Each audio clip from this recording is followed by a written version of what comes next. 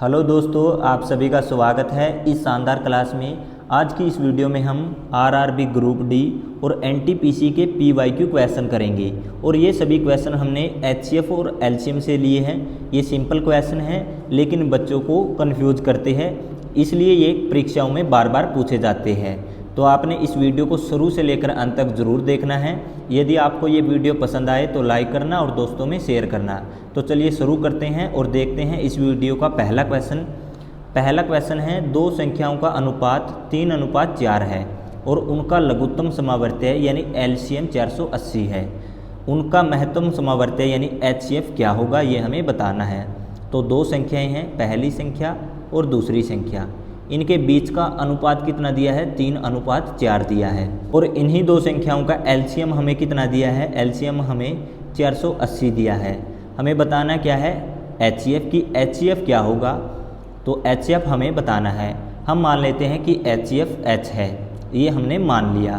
तो प्यारे बच्चों, इस क्वेश्चन में एक कंसेप्ट लगेगा जो आपने याद रखना है।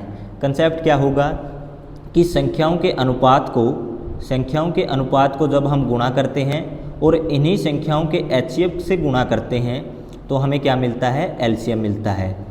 ये मैं आपको दोबारा समझाता हूँ। संख्याओं के अनुपात की गुणा के साथ एचसीएफ की गुणा करते हैं तो हमें क्या मिलता है, एलसीएम मिलता है। अब यहाँ पर तीन चीज़ें हमें दी गई है और एक चीज़ पूछी गई है, यानी एचसीएफ हमसे पूछा गया है। तो दो संख्याओं का अनुपात क्या है, 3:4। तो इनकी गुणा करेंगे। गुणा में एच का मान तो हमें पता करना है, बराबर एलसीएम यहाँ पर कितना है, 480 है। 3 गुणा में 4 कितना होगा, 12 होगा। गुणा में एच बराबर 480।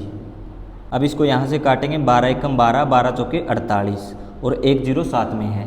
तो एच का मान कितना होगा, एच का मान होगा 40। तो एचसीएफ यहाँ से कितना निकल कर आएगा, 40 निकल कर आएगा। ये इस क्वेश्चन का फाइनल आंसर है। कौन से ऑप्शन में है, ऑप्शन ए में।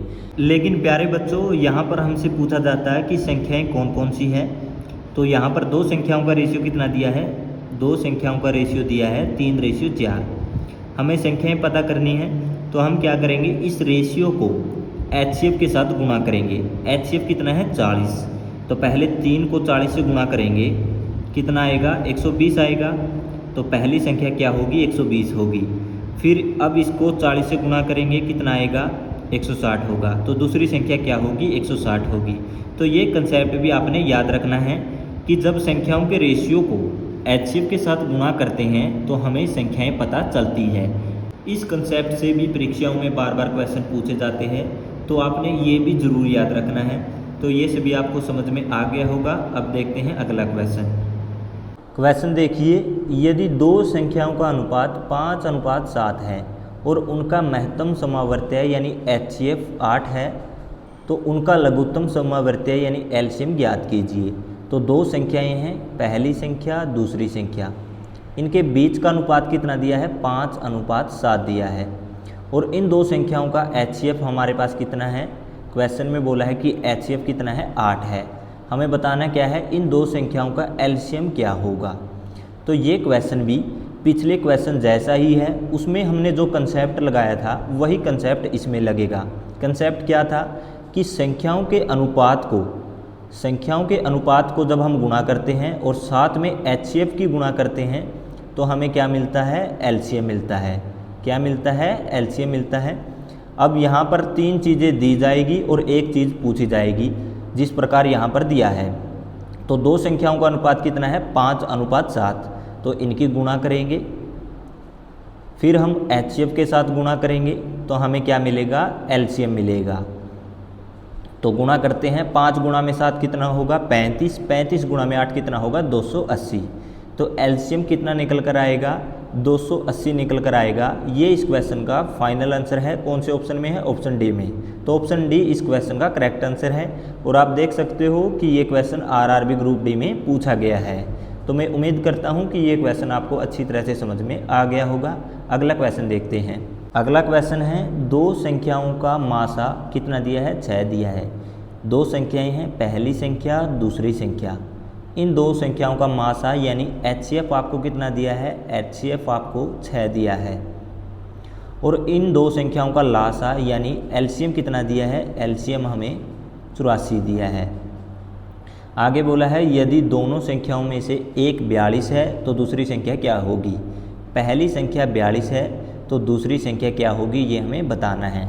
तो यहाँ पर एक फार्मूला लगेगा एक लाइन का। फार्मूला क्या होगा, फार्मूला क्या होगा, तो जब भी आपको दो संख्याएं दी जाए तो हम क्या करेंगे, उन दो संख्याओं का प्रोडक्ट करेंगे। फिर इन दो संख्याओं का जो HCF होगा और LCM होगा इनका भी हम क्या करेंगे, प्रोडक्ट करेंगे। तो दो संख्याओं का गुणनफल और इन्हीं दो संख्याओं का HCF और LCM का गुणनफल क्या होगा, इक्वल होगा। ये एक लाइन का फार्मूला है, ये आपने याद रखना है। यहाँ पर भी हमें एक चीज़ पूछी जाएगी और बाकी चीज़ें हमें क्वेश्चन में मिलेगी। तो पहली संख्या क्या है 42 गुणा में दूसरी संख्या हमें निकालनी है बराबर इन दो संख्याओं का HCF कितना है 6 गुणा में LCM कितना है 84। अब इसको हल करते हैं। 42 से कम 42, 42 दूनी कितना होगा 84 होगा। 6 गुणा में 2 कितना आएगा 12 आएगा। तो दूसरी संख्या क्या होगी 12 होगी। हमें यही पता करना था। तो ये हमारा फाइनल आंसर होगा। कौन से ऑप्शन में है, ऑप्शन सी में। और ये क्वेश्चन आप देख सकते हो RRB NTPC में पूछा गया है। मैं आपको ये आसान से क्वेश्चन क्यों समझा रहा हूँ, क्योंकि इन क्वेश्चनों में बच्चे कंफ्यूज होते हैं, इसलिए परीक्षाओं में ये क्वेश्चन बार बार पूछे जाते हैं। तो आपने इनको ध्यान से समझ लेना है और इस क्वेश्चन के लिए ये फार्मूला आपने याद रखना है। क्वेश्चन नंबर 4 है 36 और n के मासा यानी HCF और LCM क्रमशः 9 और 180 है। तो दो संख्याएं हैं, पहली संख्या कितनी है 36 है, दूसरी संख्या कितनी है n है। इन दो संख्याओं का HCF कितना दिया है, HCF आपको 9 दिया है और इन दोनों संख्याओं का LCM कितना दिया है, LCM 180 दिया है। हमें बताना क्या है n का मान, कि n का मान क्या होगा। तो ये क्वेश्चन सेम पिछले क्वेश्चन जैसा ही है, इसमें भी वही फार्मूला लगेगा। फार्मूला क्या था कि दो संख्याओं की गुणा और इन्हीं दो संख्याओं का जो HCF है और LCM है उनकी गुणा, दो संख्याओं की गुणा और इन्हीं दो संख्याओं का HCF और LCM की गुणा क्या होगी, इक्वल होगी। तो यहाँ से आसानी से n का मान निकाल लेंगे। 9 एकम 9, 9 चौके 36। तो 4 को इससे काटेंगे, 4 चौके 16, 4 पंजे 20। तो n का मान कितना आएगा 45 आएगा। दूसरी संख्या क्या होगी 45। ये इस क्वेश्चन का फाइनल आंसर है। कौन से ऑप्शन में है, ऑप्शन सी में।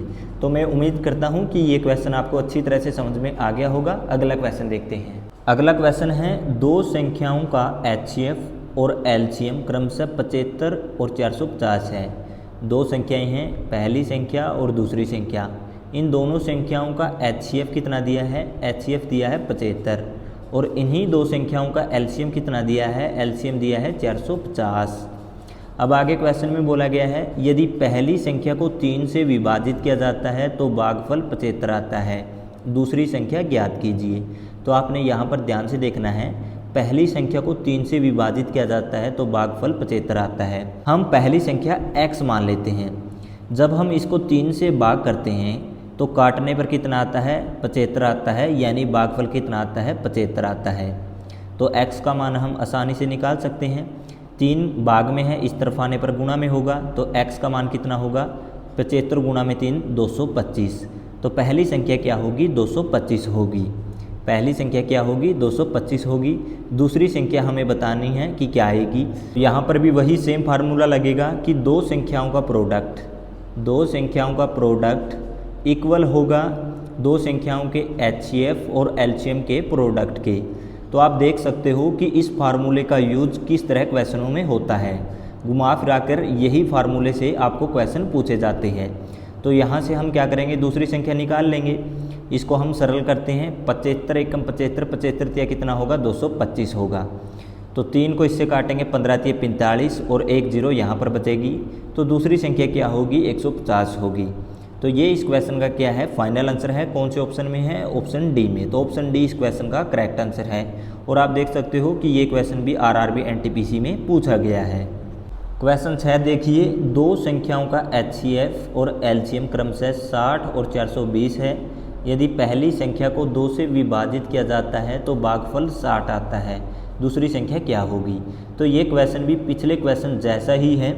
इस क्वेश्चन में भी दो संख्याएं हैं, दो संख्याओं का HCF हमें कितना दिया है, HCF हमें 60 दिया है और LCM कितना दिया है, LCM हमें 420 दिया है। और यहाँ पर बोला गया है कि पहली संख्या को 2 से विभाजित किया जाता है तो भागफल 60 आता है। हम पहली संख्या x मान लेते हैं, इसको जब हम 2 से भाग करते हैं तो काटने पर यानी भागफल कितना आएगा, 60 आएगा। तो यहाँ से x का मान निकाल लेंगे। x का मान क्या होगा, ये भाग में 2 है, इस तरफ आने पर गुणा में होगा, 60 गुणा में 2 कितना होगा, 120। तो पहली संख्या क्या होगी, 120 होगी। हमें दूसरी संख्या पता करनी है तो दो संख्याओं की गुणा इक्वल होगी इन्हीं दो संख्याओं का जो HCF है और LCM की गुणा की। दो संख्याओं की गुणा HCF और LCM की गुणा के क्या होगी, इक्वल होगी। दूसरी संख्या हम आसानी से निकाल लेंगे, इसको काटेंगे, 0 से 0 कटेगी, 6 एकम 6, 6 दूनी कितना होगा, 12 होगा।